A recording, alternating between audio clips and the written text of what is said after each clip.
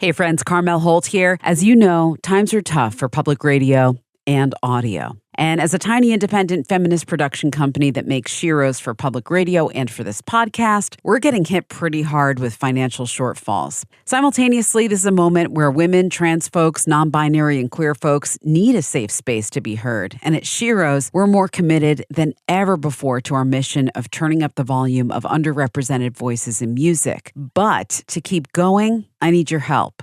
And I have big news. SHEROES has partnered with the nonprofit AIR, the Association of Independents in Radio, and we've launched our very first fundraising campaign. You can text SHEROES to 53555 to make a tax-deductible donation through AIR or visit SHEROESradio.com. Thank you for supporting independent, femme-queer-produced audio and storytelling like the episode that you're about to enjoy. It's up to us whose voices get heard, and with your help, we'll keep turning up the volume. It's just literally about not giving up. If you are talented and you believe in yourself, it's just about continuing to go and waiting for the moment to hit or the luck to hit or whatever, because it's a million different things and what is success. But it can get really hard and the world's really heavy right now and things are really expensive and it's a very unstable career path that I've chosen. But I literally can't think of anything else that would make me happy. I just could never stop making music. But there's a lot of self-doubt and inner critic.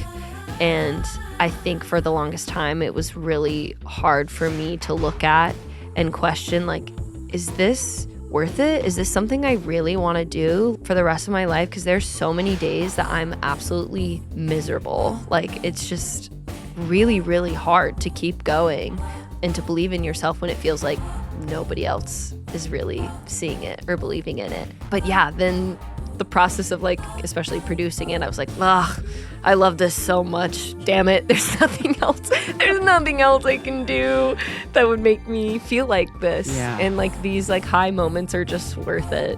That was Gatlin, and this is SHEROES, a weekly podcast to amplify women, non-binary, and genderqueer voices in music across genres and generations. We believe that sharing our stories is the first step to making music better for everyone. I'm Carmel Holt. Singer, songwriter, musician, and producer Gatlin says that when she was writing her very first songs as a teenager growing up in Florida, there were two very different inspirations at play. On one side was Taylor Swift and romantic breakups, and on the other, the church and worship songs. Today, we'll hear how Gatlin's journey away from her conservative religious upbringing began in college in Nashville, which is where she first seriously began her career. Now, after another move to Los Angeles, 6 years of releasing some successful singles and EPs, touring and writing songs, Gatlin's full-length debut has at long last arrived, and it represents a full-circle moment of revisiting her past through the lens of her queer identity, finding her confidence, and a whole lot of healing. As we celebrate the arrival of the eldest daughter, I'm thrilled to welcome Gatlin as this week's SHEROE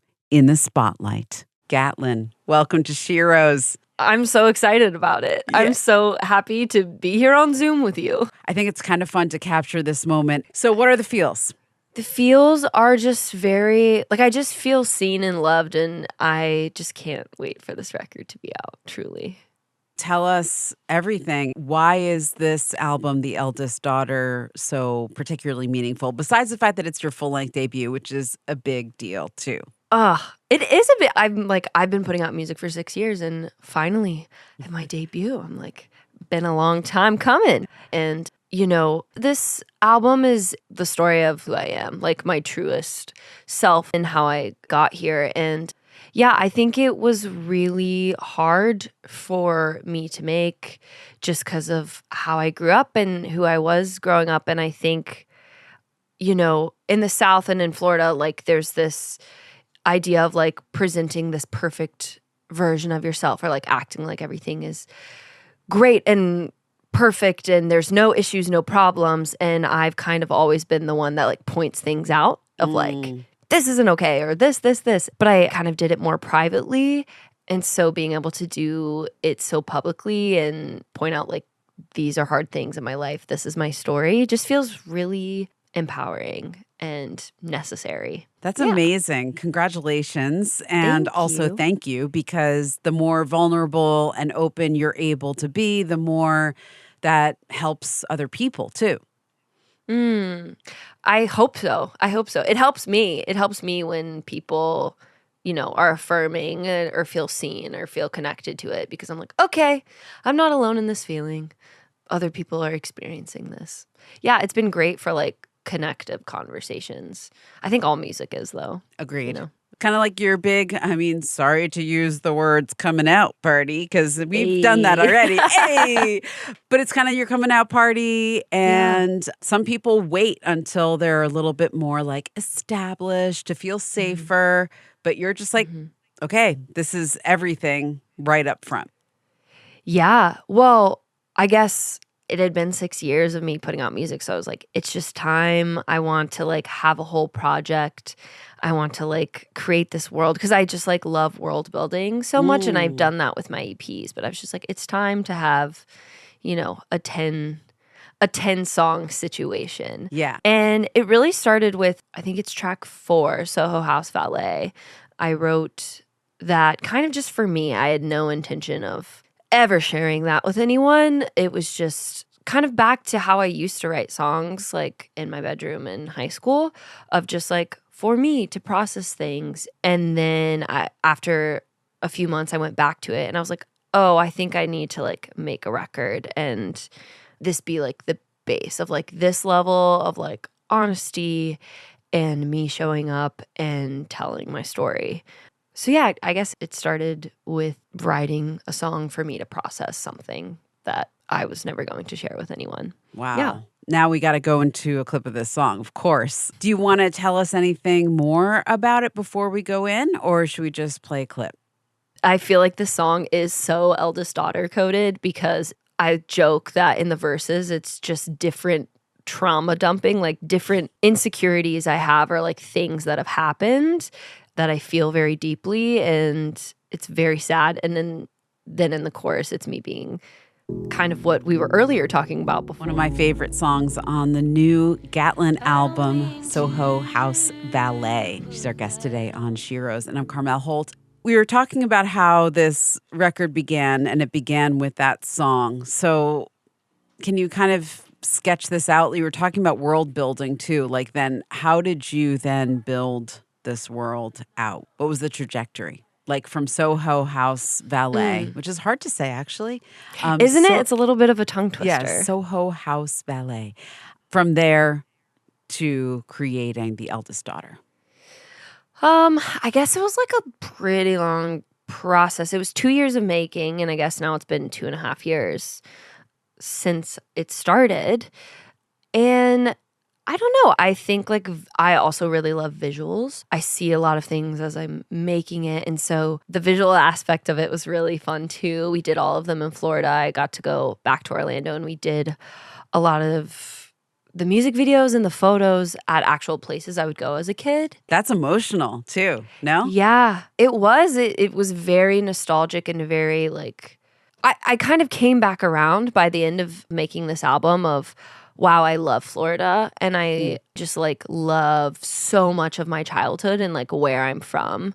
I think it's an amazing place. And so getting to go back and kind of claim it as my own now as like me, like fully an adult and like someone who's like very secure in who they are was just really fun. I mean, I got to shoot a music video playing mermaids with a girl and flirting with a girl at a place that I would go to every summer and play. And, that was just really, it was empowering. Talk about like rewriting history in a way. That's so awesome.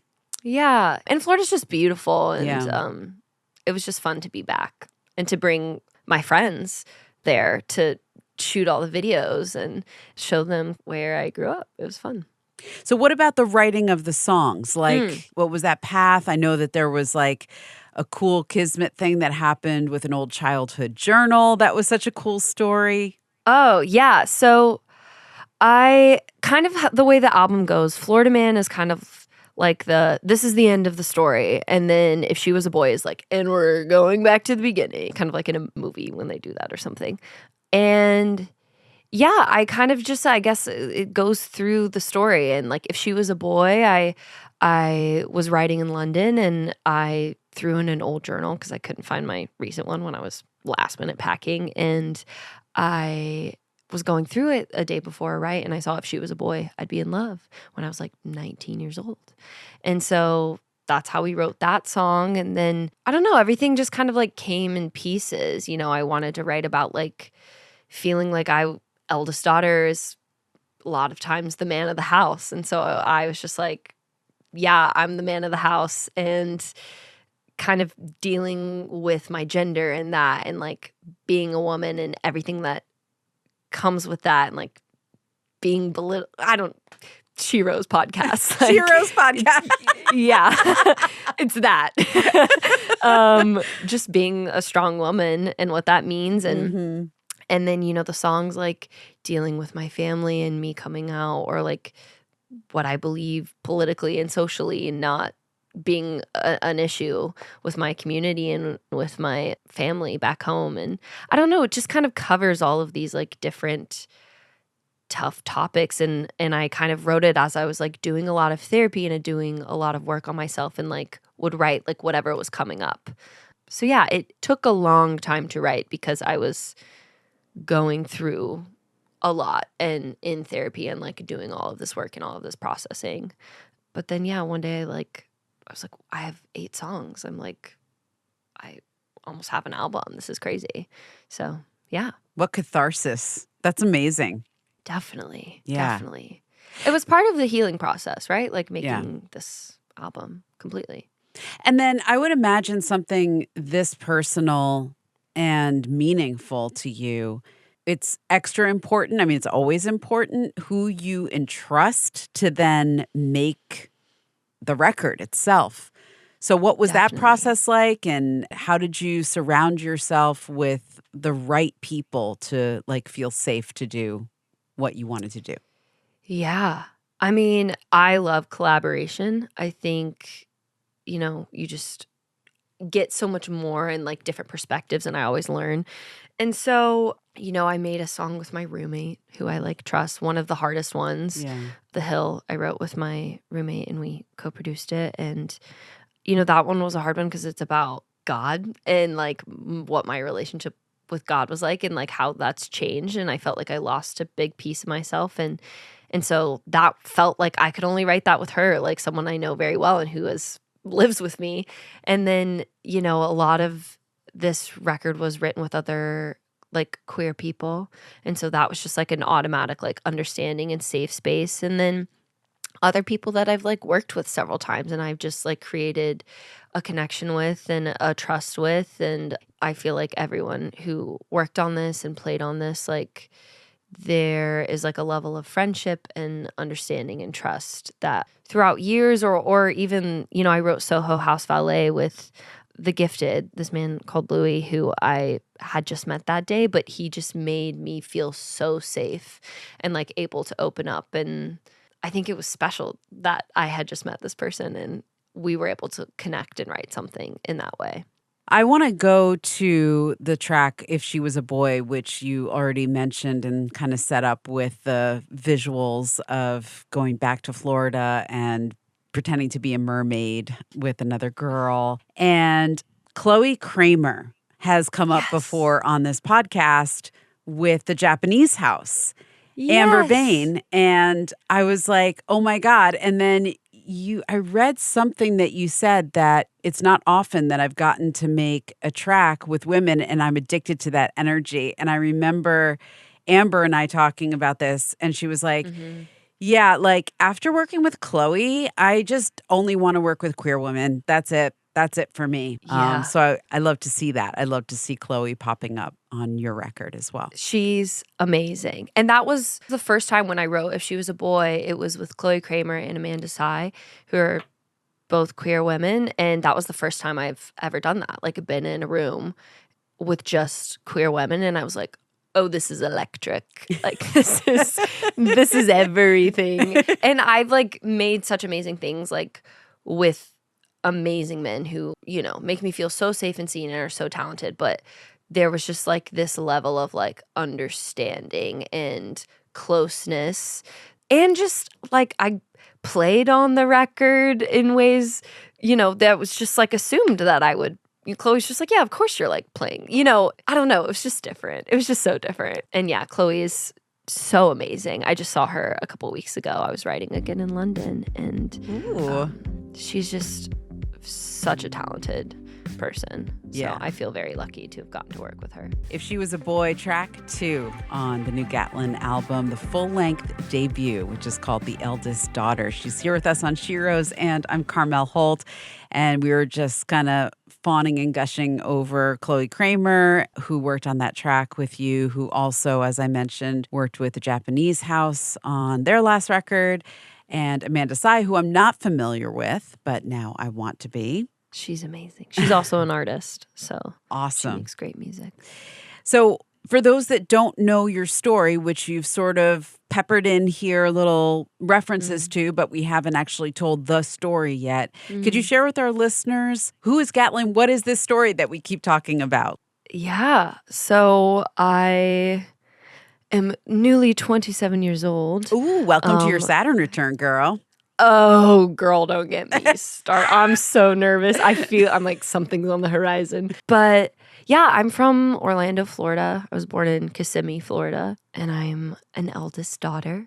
It's just my story of growing up in Florida and like the coming of age, the process of when I was 18, I moved to Nashville, and that's where I started my career. And then I moved out to LA. And then when I came out to LA, I was finally able to like come out and be bold about what I believed in and who I am, and write these songs about being queer and being a woman and rejecting MAGA Christianity and this like evangelical Christianity that was very harmful in a lot of ways, and kind of rediscover what my spirituality looks like, and a lot of topics of finding my identity and like then being able to like boldly proclaim it. So yeah, it was kind of like a process of like throughout my 20s, now being in my mid to late 20s, being able to say, this is who I am, and here's 10 songs to show you, hi, I'm the eldest daughter, and this is who I am and where I come from. Yeah. Growing up in a conservative Christian environment, you also, if I'm getting this right, started singing in the church.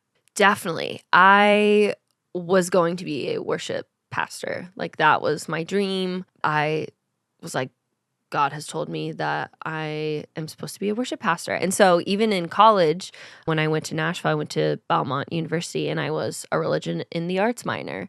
And honestly, that's what started the deconstruction of my faith, because these professors who were Christians just really opened a lot of doors. And I studied the Bible, and I was like, wait, all of these things I've been told my whole life, like that's not what Jesus said, or like that's not actually what's going on here. And so yeah, I was pretty deep in it my entire life. And so yeah, it's just right. Well, it was wild. I was just thinking about this whole process that you've been in and how music came to you, how you first experienced music.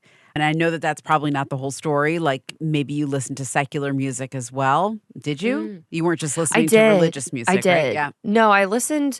I mean, I went through like a phase of, I think I was like a freshman in high school where I was like, all other music is evil, only worship music. But that was kind of like, no one put that on me. I was just thought that that was what I was supposed to do. But no, my dad is like such an music appreciator, and so there was music constantly playing in the house, all kinds. And he used to, you know, make me playlists, like monthly playlists of like 10 different songs, all different decades and genres. And so yeah, I just always loved music, and I always was a performer. I was in choir and musical theater and then church choir. And then yeah, in high school it was more, okay, I'm going to go to Bible college, and then that was then the plan in high school. But it was all kinds of music, truly. So when you first picked up a guitar, what was that moment, and when did that segue into writing songs? I think, and this is funny, but Taylor Swift really opened so many doors, I think, for so many young girls. So it was that. It was, okay, I want to write songs about my feelings, and I can play the guitar now. And so that's this avenue for that. And I've always been a big feeler. So yeah, it was I want to write songs about my feelings and put those out. And then somehow like the worship music would find its way in that. Yeah, it would like kind of teeter between I want to write folk songs about my life and then into like, okay, I'm going to be a worship leader. But yeah, the guitar was the game changer for sure. That was kind of the gateway into writing songs. So Taylor was the model. That was the thing that let you know that this was something that was available to you? Definitely. Definitely. Because I think in my mind, and it's not the case, but there weren't a ton of examples or like forward examples of girls like writing their songs, playing the guitar, and sing. It was a lot of like pop stars or like country stars. And she was so young when I was first picking up a guitar. It was like definitely like the example of like, oh, I can like write music too, not just sing it. I can like all these journalings with these big feelings, like I can write them. Whoa. So yeah, she was definitely, I guess, that example for sure. Did you feel like you were able to be truthful and honest when you were having all these complicated, I mean, first of all, you're a teenager, so everything's complicated and crazy anyway. What were those songs like when you're saying that they're writing your feelings? Like, were you able to be completely honest, or did that come later? I was pretty honest, I think. I just definitely, I think, focused a lot on relationships, and I really liked writing breakup songs. I really liked being sad over boys that I would like not even really date. It was just, this like figment of, I just really liked being sad over breakups. I was like, nah, I kind of like them. I don't know. But then the breakup, wow, loved that. Really fed off of that. That's amazing. So yeah, I would be so dramatic. And even my early music that comes out, kind of the same thing. Lots of breakup songs where I'm very dramatic, yearning. And in a lot of ways, I didn't even really like these guys very much. It was about the breakup. Right. It was about the breakup. We have Gatlin here with us on SHEROES, and her full-length debut album is called The Eldest Daughter. In doing some digging around and learning about you, getting ready to talk to you today, I found this announcement of you winning a Nashville Songwriting Scholarship. That's so cute. It's cute, right? That was just, I think that was a big confirmation for me of, okay, no, you are good at this. You are a good songwriter. And it was I think it was like the Casey Musgraves Award too. And I loved her. And I think the song that I submitted was the song called Curly Hair. That was one of the first songs I released. And it was weird and it was dark. And I was in these classes in Nashville where country music and Christian music kind of is the leading thing. And I was kind of writing these like weirder indie, sadder songs. And so I think that was just a confirmation of, oh no, this is good. And like you're on the right path. So yeah, I don't know. It's just cool. I feel like that was maybe 2019, 2020. And so 5-6 years later, still doing this. I'd be like, go girl. Go girl. Yeah, and I loved that they talked about your EP that was named after your great-grandmother. And it talks about how your grandmother flew planes and rode bikes. And she just sounded like such a badass, and that you made that connection that was somehow like a legacy that you were carrying on, being a bold woman, Yeah. No, definitely. I mean, my namesake, her name was Elaine Gatlin, and I'm Gatlin Elaine. Yeah, the motorcycle thing was crazy because when I was 19, I like bought a motorcycle and was driving it around, and then for Christmas that year, my grandma gave me a picture of her mom, Elaine, on a Harley, and was like, yeah, this was, her. I was like, what? That's crazy. But yeah, I think that, she was a strong woman in a time when a lot of women were homemakers, and she was kind of this career strong woman. And I've just kind of always identified with her in that she was cool. Why don't you pick the next track that we go to? Should we do Man of the House? Yes. Now, in the materials that they sent me, which is so awesome. I love when people send me track by track. It's so fun to read the stories from the artist about each song. The first descriptor, I think, says Man of the House is my feminist track. So, of course, I was like, ooh, yes, highlighted it. Tell us why it is your feminist track. Well, it's just kind of, I guess, calling out a lot of it's satirical, and it's kind of like showing like what it's like to be a woman. And I think it's just kind of like, yeah, I'm the man of the house. I'm this strong woman, and I can now set these boundaries. And I felt like the man of the house growing up, but now I'm like living in an apartment on my own in LA, and I am the man of my own house, and this is my household, and I get to set the rules. And I don't know. It was just, I think I wrote it when I was 25. And yeah, it's like good to feel like you can take care of yourself and you're an independent woman. And so I kind of wrote it during that time, and also really was getting hit with a lot of like being a woman in the music industry, and some things, just were making me very angry. And yeah, I think it was just a really fun song to write, and it just feels good. It feels good in my body when I sing it and when I listen to it. That's Man of the House on the new Gatlin album, her full-length debut. She's our guest today on SHEROES. The album is called The Eldest Daughter. And I'm Carmel Holt. So the feminist track addresses some issues you were saying going in of things that you were encountering as a woman in the music industry. Mm-hmm. Can we talk about it? What are some of those things that you, as Gatlin, who has been doing this now, like you said, putting out songs for 6 years already, and has fully committed themselves to this path since you were a teenager? What were some of those challenges that you feel like were specific to our gender? I mean, I think like the one where I get hit with it the most is sometimes I like touring. You're in like different places in America, and some of the tours I would be the only female on. And yeah, there's just situations that I would get into where none of the men had to be put in, or like I would feel unsafe. It was just hard to be the only girl in a situation, like getting catcalled or getting talked to by venue staff in a certain way that just the men wouldn't. And they're maybe like not the crew, not aware of how I'm being spoken for. And I have to like advocate for myself. And I think it's just tough. I think, yeah, touring and in the studio is where I would see it the most of we just have to fight, like really, really fight in ways that men don't have to. And I've felt unsafe in so many situations that they haven't had to.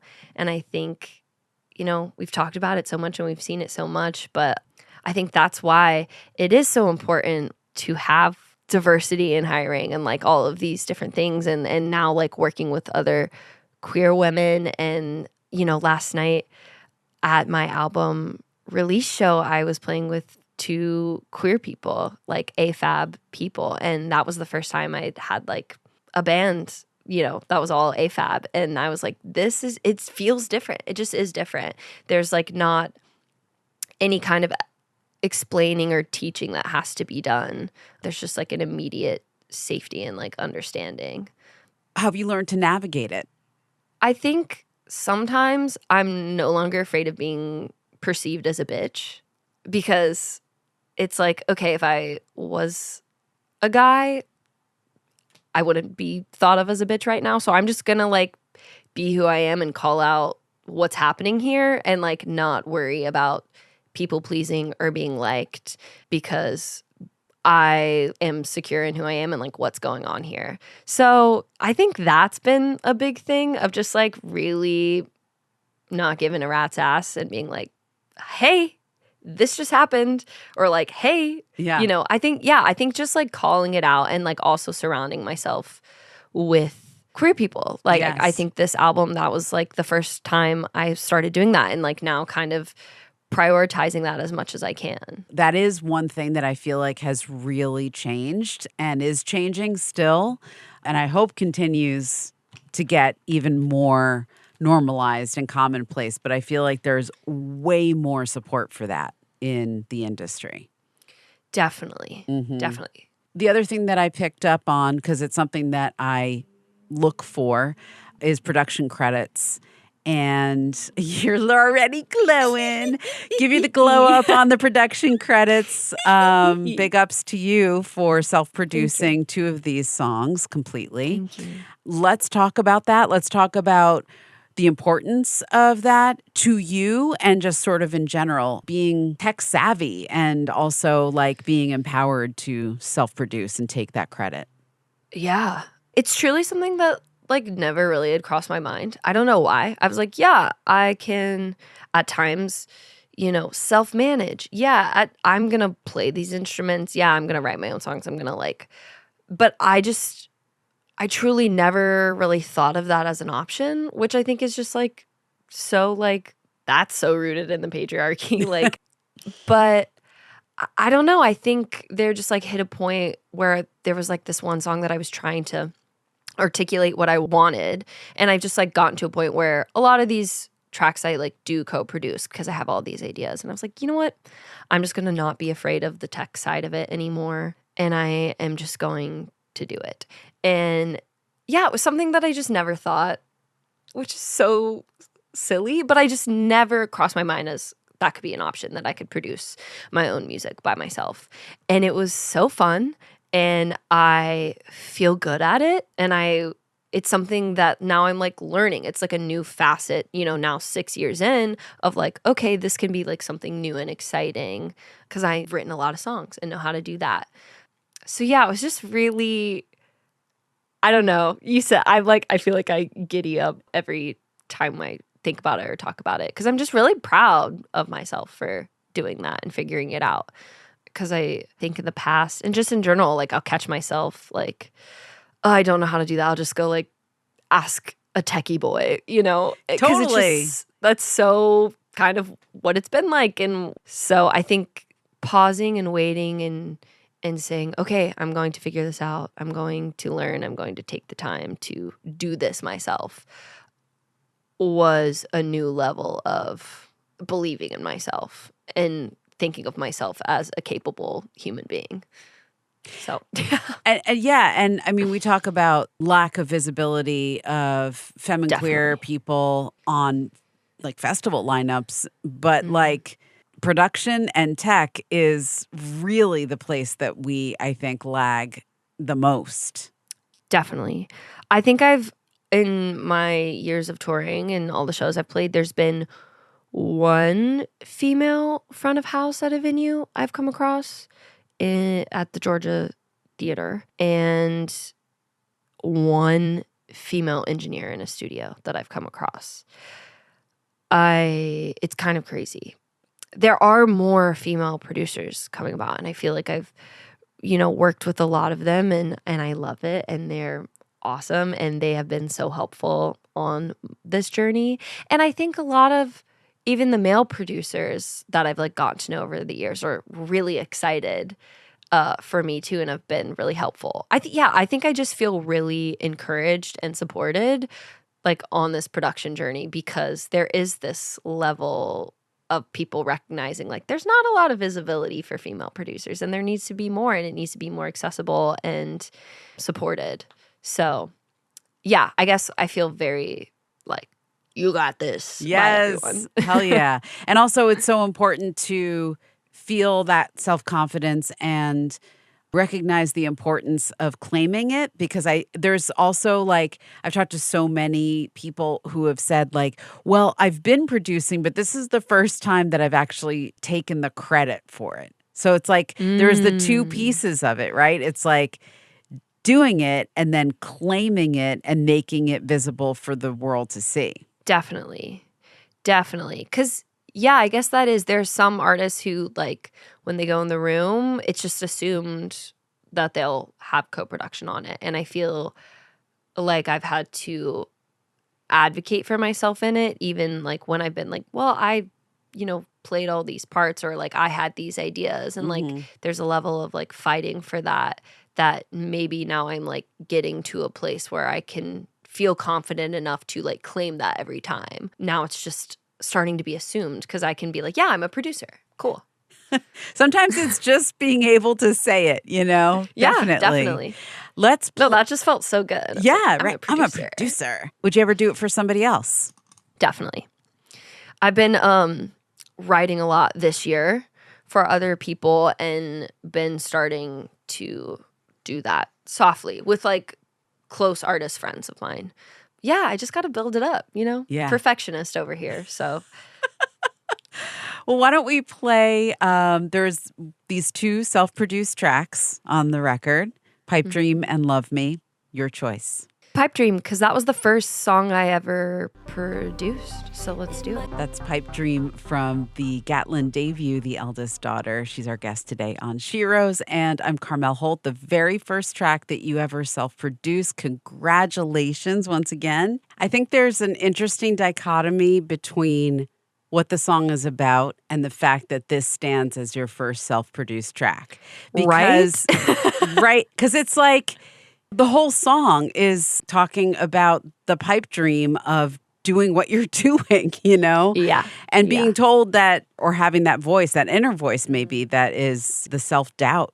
Yeah, definitely. I mean, it's an industry of like no's, right? Like it's just way more rejections than like things going your way, and people are in it for so long. And I think a lot of times, like when I'm talking to people, they're just kind of like, it's just literally about not giving up. Like if you are talented and you believe in yourself, like it's just about keep continuing to go and like waiting for the moment to hit, or like the luck to hit, or whatever, because it's a million different things, like, and what is success.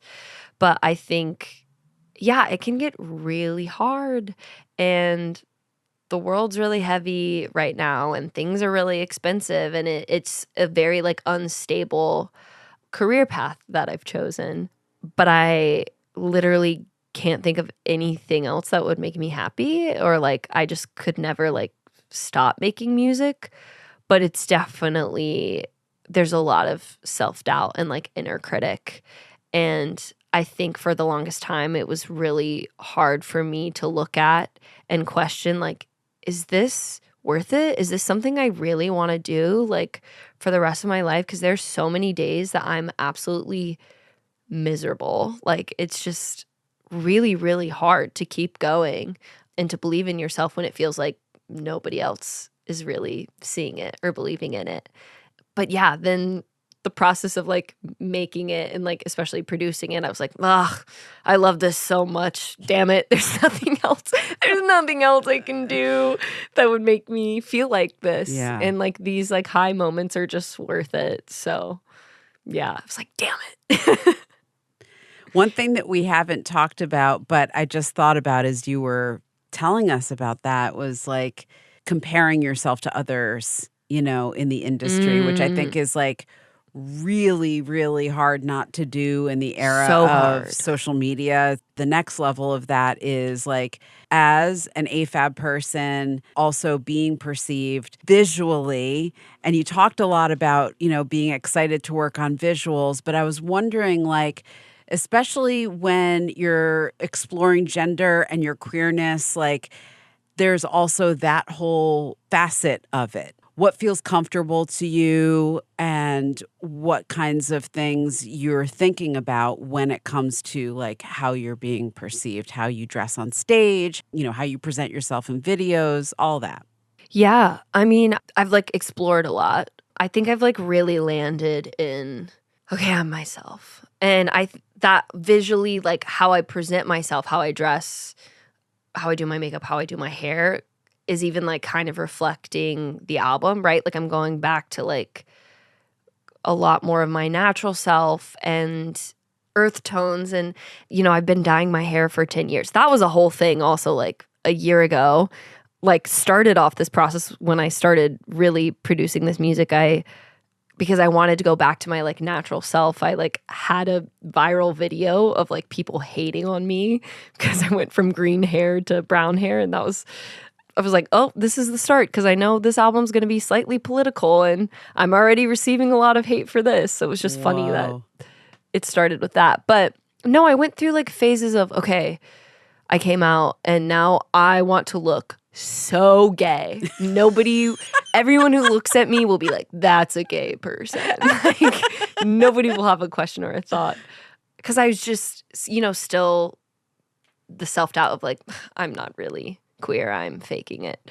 I'm not, just, again, that inner critic. And so I think I like would I think it wasn't put on. I was trying out different things. And now that I feel like more settled and like very secure in who I am, it just feels very like I dress the way that I want to dress.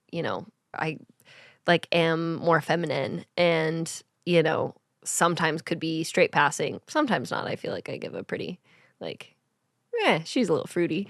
But I don't know. I feel very like comfortable in myself in a way that even like 2 years ago I didn't. That's awesome. Yeah. Yeah, it's great. I like being perceived. It's fun because I just feel like me. And well, especially when you get to that place where you're comfortable and you're confident and you're not giving in to any external pressures, like when you're younger and you're like, I was thinking about you in Nashville too. Like what a place of, external pressures on what to look like as a woman in music, Yeah. Yeah. No, definitely. I think no shade Nashville. I didn't know who I was. Yeah. In Nashville. I was deep in figuring that out. So yeah, I don't know. Nashville I just think of that as like, oh, some of the best friends I've had in the world are like there. And yeah, that's just kind of, I guess, like where I learned to like write songs is what I think Nashville as. But LA is where I figured out who like I am. I love that.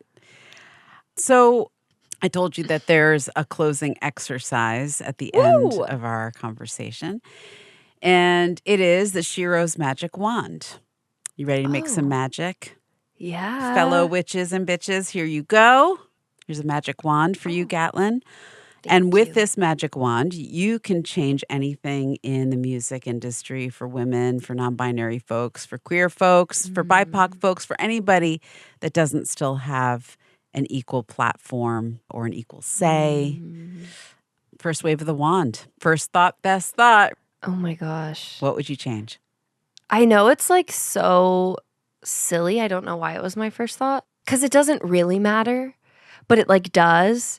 I think a lot of times like the like awards, I think like the last year Grammys, like there wasn't like a single female producer on that list.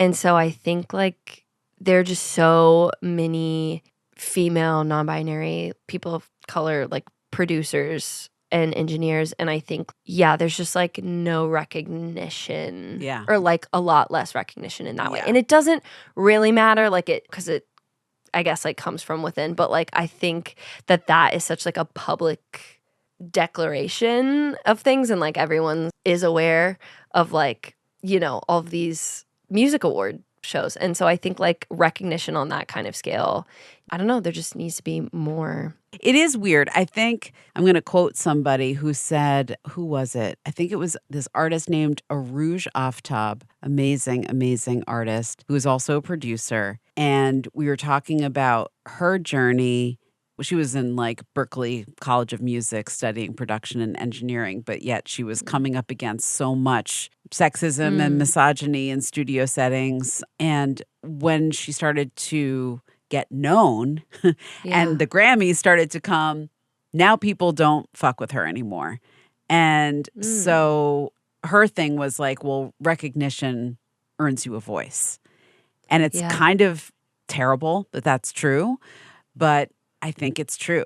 And so therefore, I want to second what you're saying, that I think it is really important that we start getting some of, because you could rattle off like how many big male producers, their names, like boop, boop, boop, boop, boop, boop, boop, like two hands, Mm-hmm. But I'm pressed. And it is because they're on this big like stage platform and this big stage and are like able to give like these speeches to the whole music industry and also like people who are just watching. So, yeah. Yeah. If you were going to nominate someone for, I've never asked this question before. Oh.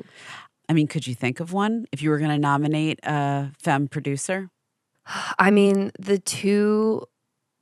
I guess there were a few female producers on this, but the two that really on this record like changed a lot for me were Chloe Kramer, who I just think she's absolutely amazing, and Jen DeSilvio. And I've just learned so much from both of them. And, I think Jen also came up at a time where she was like one of the only female producers and had to fight a lot for the place that she's at. And I just think that she should be so much more of like a recognizable staple, like known producer, because she is just so amazing and has worked on such huge records.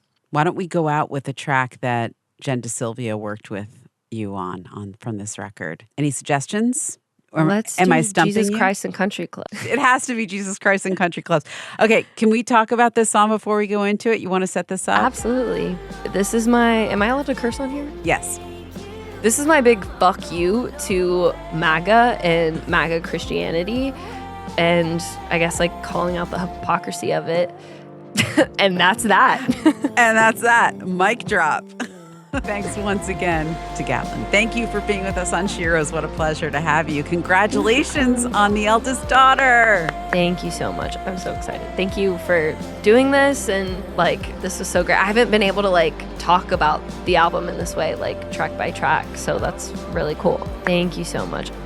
Many thanks to Gatlin for being with us. Her full-length debut album, The Eldest Daughter, is available now on Dualtone Records. SHEROES is produced by me, is mixed and mastered by Kelly Drake. Our original theme music is by Lucius. Our podcast is distributed by Talkhouse. SHEROES is also a nationally syndicated radio show. Please visit SHEROESradio.com to find out more. Keep in touch on Instagram at SHEROES Radio, and please consider leaving us a rating and review wherever you listen to podcasts. You can also subscribe to our new YouTube channel, SHEROES Productions. SHEROES is 100% independent and is made possible through the support of our public radio affiliates and now listeners like you. Through a new partnership with the nonprofit AIR, the Association of Independents in Radio, we've launched our very first fundraising campaign. Text SHEROES to 53555. That's SHEROES to 53555 to make a tax-deductible donation through AIR